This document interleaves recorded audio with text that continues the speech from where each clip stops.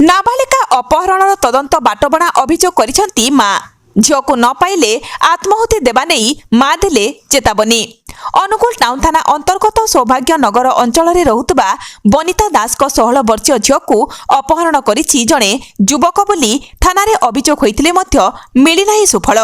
सूचना जे जरपड़ा थाना अंचलर किशोर दास एवं बनिता दास परिवार टाउन थाना अंतर्गत सौभाग्य नगर अंचल में रहुचंती। तांकर 16 वर्षीय झील अमलापड़ा अंचल में थिबा एक घरोई क्लिनिक रे ट्रेनिंग नेउथिले।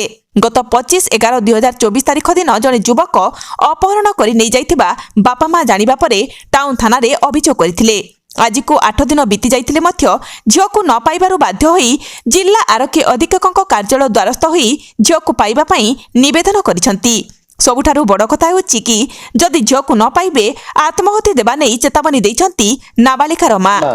मो नाम बनिता दास, मु सौभाग्य नगर रहूची। मो झील आज को 8 दिन हेलानी निखोज कुआडे अपहरण होइछि। मु जमा भी पाउनी ताकू।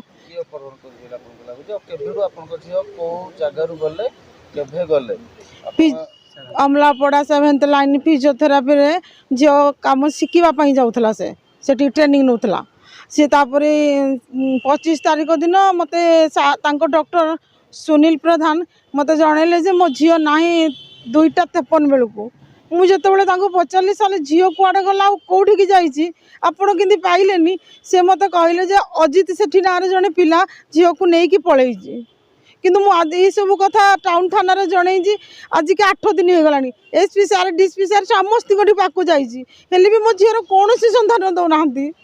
मु शेषरे मु चाहूँ जे मो झील को जेते शीघ्र पारिबे सेते शीघ्र फेरांतु।